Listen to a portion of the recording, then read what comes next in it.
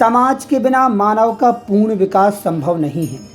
इसीलिए मानव को हर कदम कदम पर समाज की आवश्यकता होती है, क्योंकि समाज के लोगों के बीच ही हम अपने जीवन का अधिकतर समय व्यतीत करते हैं। हम जिस समाज में रहते हैं उसी समाज की निस्वार्थ भाव से लोगों की सेवा और हित करनी चाहिए। इससे पूरे राष्ट्र की व्यवस्था में सुधार किया जा सकता है, क्योंकि समाज सेवा के द्वारा सरकार और जनता दोनों की आर्थिक सहायता की जा सकती है। ऐसे में कई संगठन हैं जो निरंतर सामाजिक सरोकारों के साथ जनहित के कार्यों में लगे हैं। युग पुरुष Swami Vivekananda educational and welfare society इसी संकल्प के साथ समाज सेवा कर रही है। संस्था द्वारा अनेकानेक सामाजिक कार्यक्रमों को संचालित किया जाता है।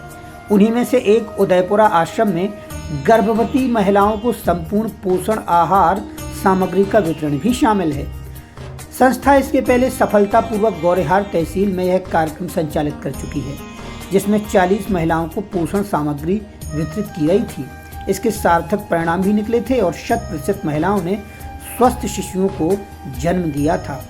वर्तमान में यह कार्यक्रम राजनगर तहसील में संचालित किया जाता है।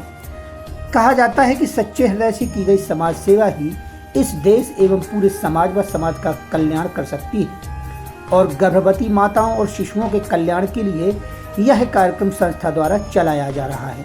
इसके सार्थक परिणाम भी निकल रहे हैं।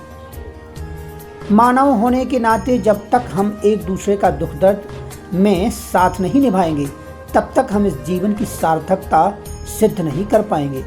वैसे तो हमारा परिवार भी समाज की एक इकाई है, किंतु इतने तक ही सीमित रहने से सामाजिकता का उद्देश्य पूरा नहीं होता।